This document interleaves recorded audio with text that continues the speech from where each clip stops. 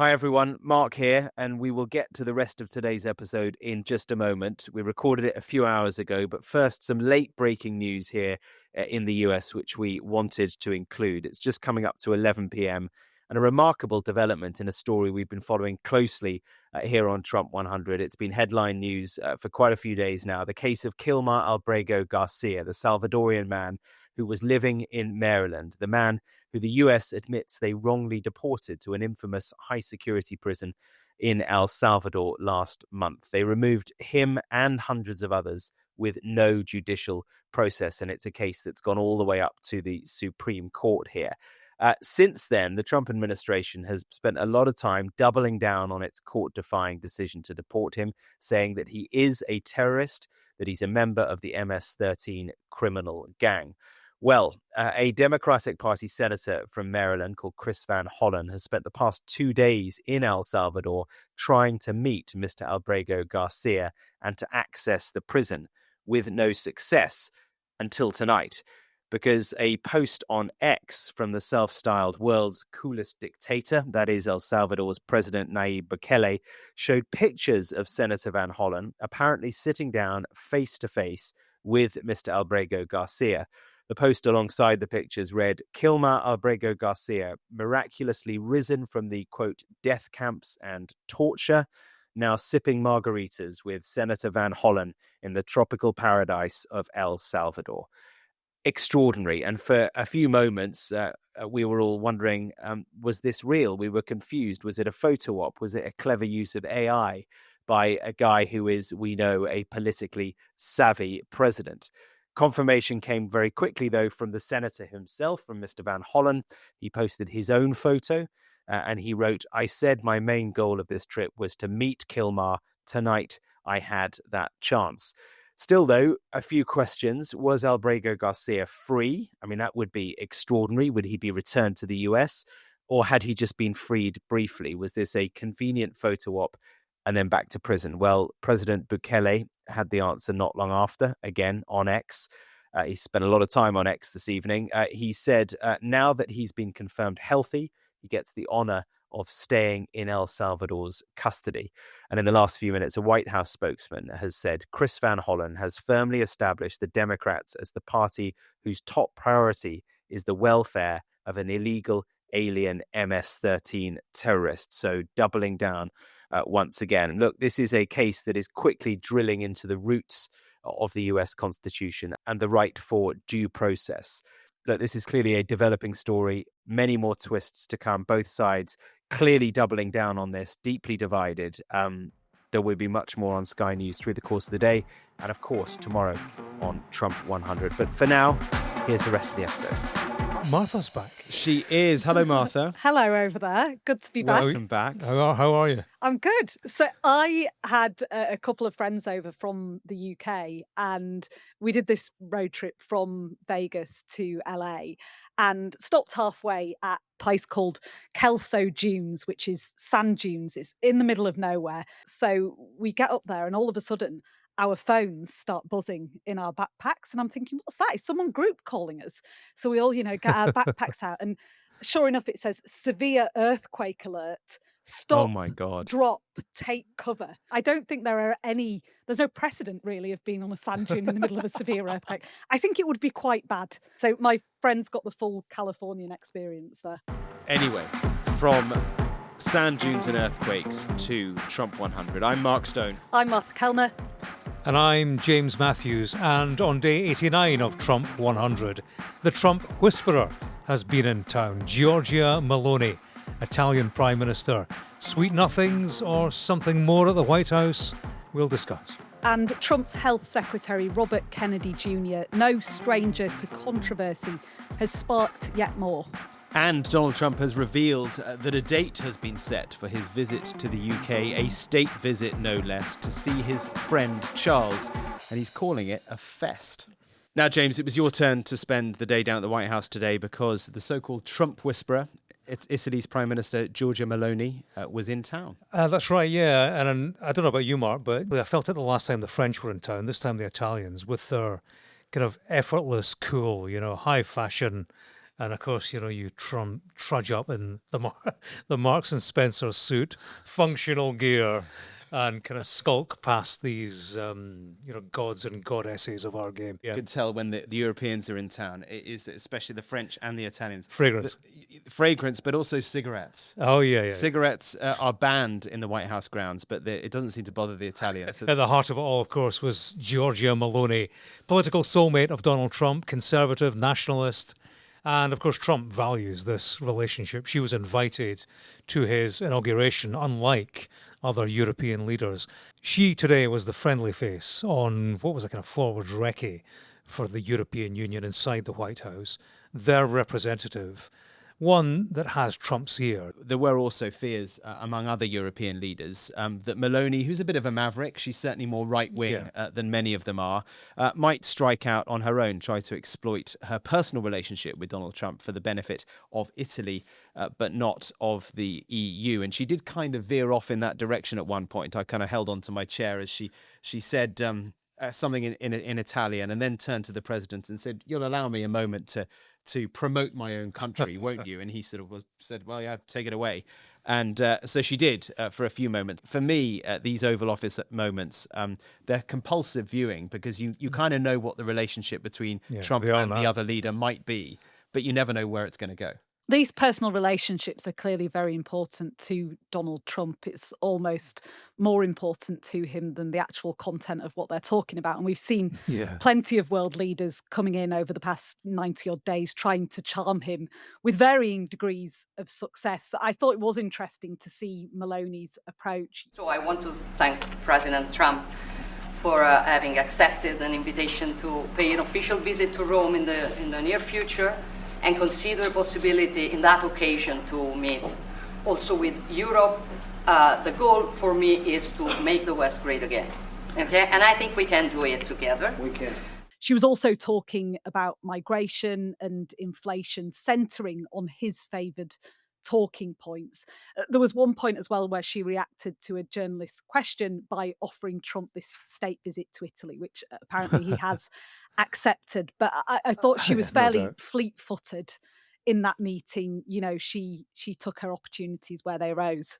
We've had the new BFFs of right-wing politics, BFFing all over the Oval Office. Clearly, there's chemistry between these two. On that point of trust, Mark, you mentioned, would Meloni start freestyling and start pursuing Italian interests over Team EU, place self before side? The Italians were keen to play that down beforehand, stressing, she'd been in contact and this was all coordinated with the wider EU. So going in, there was a united front.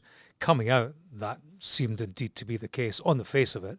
I think overall the EU will be pleased how the talks went. Trump confirmed, well, in his words, he said there would be a trade deal, 100%, he said, with the EU before the end of this 90-day pause on some global tariffs. The question, of course, is how the Europeans see it. They're wary of Trump, remember, and they'll be suspicious about his elevation of Meloni to the front of the queue, to the exclusion of top EU officials. I saw quite a few Conservative commentators on Twitter saying, Meloni came all the way to Washington to see Trump in person. This is how diplomacy should be conducted, etc., etc. But it's important to note that other European leaders, the likes of Ursula von der Leyen, the European Commission president, she's been seeking face-to-face with Donald Trump and hasn't yet managed to secure one. So it's not quite as simple as just rocking up at the White House and getting... You've got to be invited. Exactly. Yeah. Ukraine was up for discussion in this meeting, actually. President Trump said the minerals deal would be signed with Kyiv. And on that continuing, didn't he start the war, talking about Zelensky? Trump this time suggested he did not. So maybe we're joining the dots towards progress, but still with mistrust between Kyiv and Washington. While Trump was making deals in the White House, European leaders, they were gathering in Paris to try to recharge peace efforts with the Americans over the war with Russia. Yeah, it's all happening because European leaders fear that President Trump is trying to push through a deal with President Putin over their heads. Trump's chief negotiator, Steve Witkoff, was in Russia last week, meeting President Putin in talks described as compelling. Meanwhile, in Kyiv, President Zelensky, I thought, cut a pretty lonely figure today as he took to a podium to accuse Steve Witkoff of spreading Russian narratives. Yeah, Mr. Witkoff's been criticised widely, hasn't he, for appearing to be over-friendly with Putin, placing his hand over his heart in a meeting in an apparent sign of respect, but it's been viewed by his critics as a sign of weakness. And the same Mr. Witkoff was on Fox News recently, suggesting that a potential peace deal could centre on 5 Ukrainian territories, which hasn't gone down well in Ukraine. Yeah, and incidentally, these are 5 Ukrainian territories that Witkoff couldn't name in a recent interview, which sent quite a few jaws onto the floor. I still can't quite work out Witkoff. He's the sort of real estate genius, but can he turn that genius to create geopolitical miracles? I don't know. I mean, he was widely credited for the Gaza ceasefire, but look where that is now. The jury is very much out, but there are a lot of massive skeptics out there who believe that Witkoff is having the wool pulled over his eyes by one Vladimir Putin. The minerals deal, though, well, between the US and Ukraine, that is apparently happening this coming Thursday, according to Donald Trump, although Scott Bessent, his Treasury Secretary, who's kind of leading on that deal, said it was the 26th, which is Saturday. So let's see. Now, we've had an email from a listener, Janine, that I wanted to talk about today. Janine writes, it might not be as sexy as tariffs and trade deals, but how about talking about RFK Jr.'s redefining of autism as a disease that's avoidable, or how he perceives autistic people as having a less than positive impact on society? RFK Jr.'s words have pushed us back decades to a time where we were seen as less than others and often bullied and taunted for our differences, rather than celebrating the amazing things that can happen from a kind, inclusive environment. Yeah, Janine is clearly referencing these comments by RFK Jr. earlier this week. These are kids who, many of them were fully functional and regressed because of some environmental exposure into autism when they're 2 years old. And these are kids who will never pay taxes, they'll never hold a job, they'll never play baseball, they'll never write a poem, they'll never go out on a date. Many of them will never use a toilet unassisted. And we have to recognize we are doing this to our children. Martha, RFK Robert F Kennedy Jr., he's Trump's health secretary and no stranger to controversy, is he? Yeah, he certainly isn't, and that's why we've talked about him so much on the podcast. Just as a brief reminder, he's the nephew of President Kennedy, Democrat royalty, or at least he was until he backed Trump during the election. He's known in the US for his controversial views on all sorts of things, really, from vaccines to raw milk. But his role as the head of the Department of Health and Human Services puts him in charge of one of the largest departments of the federal government. So he has a huge amount of power to make policy and influence thought. And that's why it's so stark, as Janine mentioned there, that first of all, he's calling autism a disease now, rather than a developmental disorder, which is what it actually is. He's also appearing to blanket everyone who has autism together there, saying they'll never have a job, never go on a date, and many will never use the toilet unassisted. Now, this is dangerous ignorance that he is amplifying. Yes, there are some people who have severe autism who will never be able to have a job, but there are plenty of people who have autism who will be able to have all sorts of different jobs. I know many of them. I'm sure you guys know many of them. They are some of the smartest and most capable people I know. I would also suggest RFK Jr. watch Love on the Spectrum. I'm not sure whether either of you have seen it. No.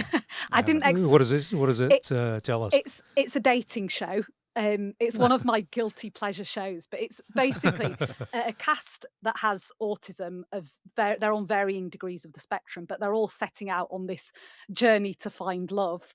And it's a really beautiful show because it does fight back at some of these dangerous misconceptions that RFK Jr. is peddling, because a lot of them do have jobs. A lot of them are capable of having loving relationships. They're certainly capable of going to the toilet unassisted. So perhaps RFK Jr.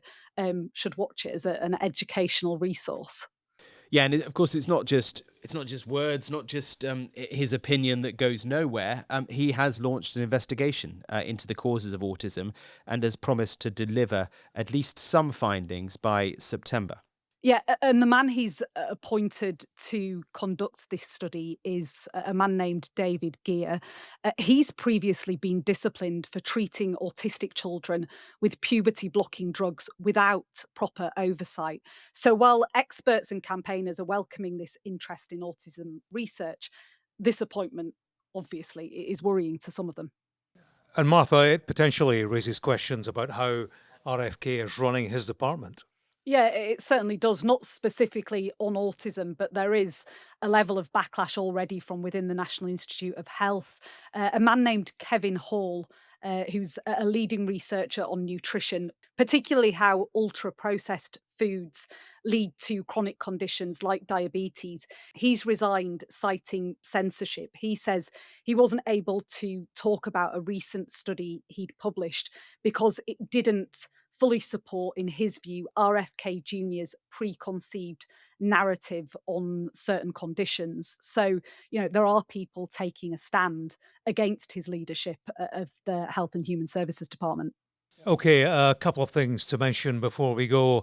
Donald Trump set a date for his trip across the pond. Yeah, this was another Trump surprise in his third impromptu event of the day. The first was dinner or lunch with Meloni. The second was Oval Office with Meloni. The third was another Oval Office moment with Samoan fishermen. Mm-hmm. And of course, it was a wide-ranging to and fro between the media and him afterwards, at which he revealed that he has set a date, or presumably the king has set a date for September, when this state visit will happen. There was a bit of confusion about whether it is actually the state visit or just a visit to see the Prime Minister, at which the state visit would be discussed. Anyway, I've kind of got to the bottom of it. I can tell you that the state visit is happening in September. You breaking news? Breaking news on the podcast. It is the state visit. It's happening in September. We don't yet have a date, but all the king's horses and all the king's men will be now panicking to get what is quite a short turnaround for a state visit. Yeah. But the funny thing was how Trump described it. They're going to do a second, as you know, a second fest, and that's what it is. It's a fest, and it's beautiful. And it's an honor to be, I'm a friend of Charles. I have great respect for King Charles and the family. And I think they're setting a date for September. Well, two things struck me. First of all, he said, he referred to my friend Charles. Surely King Charles. I mean, it was everything short of not for my friend Chuck. But the other thing was he described it as a fest. What is a Trump fest? Well, actually, Trump fests have taken place. But amusingly, we put into ChatGPT, what would a Trump fest be? What features would you get? Let me start with the fictional Trump fest would probably walk the line between satire and seriousness, with diehard fans treating it as part revival, part party, and part pilgrimage. I know you were talking about Woodstock earlier in the week. This doesn't sound quite as fun. But giant inflatable Trump heads or statues would form part of the venue with Mount Rushmore-style tributes. Well, the UK has already got that sorted, because remember back in 2019, was it 2019, his last state visit, the giant inflatable baby Trump was floating around Parliament Square. I was just looking that up. It's supposed to be put into the Museum of London when it reopens in 2026, but it may well have a new job this September for a couple of days only. On a serious note, there will be, I think without any doubt, some quite significant protests in September. Donald Trump is not all that popular in the UK, and which is precisely why Keir Starmer is kind of walking a bit of a tightrope, because he's not fired back with his own tariffs. He's playing a very, very gentle game with Donald Trump. But, the tariffs are hurting the UK economy. So it's going to be a delicate visit for sure. But it's all about UK soft power, trying to put Britain in the right place to get a good deal on all sorts of different things. Yeah, on a less serious note, can I tell you my other two favourites from Trump Fest? Go on. Pin the tail on the socialist and fringe activities. Q&A with conspiracy theorists in a free speech tent. Can't wait for September. Yeah, it's going to be great. And on that note, that's it for day 89 of Trump 100. Thanks very much for listening, and do make sure you subscribe to the feed if you're enjoying this. And as ever, if you have any questions for us, please send them to our email address, trump100@sky.uk, and we'll do our best to answer as many as possible on Sunday's Q&A episode. And we will see you tomorrow for day 90. 10 more to go, guys. Just the 10, eh? The final See you then. stretch. Bye-bye.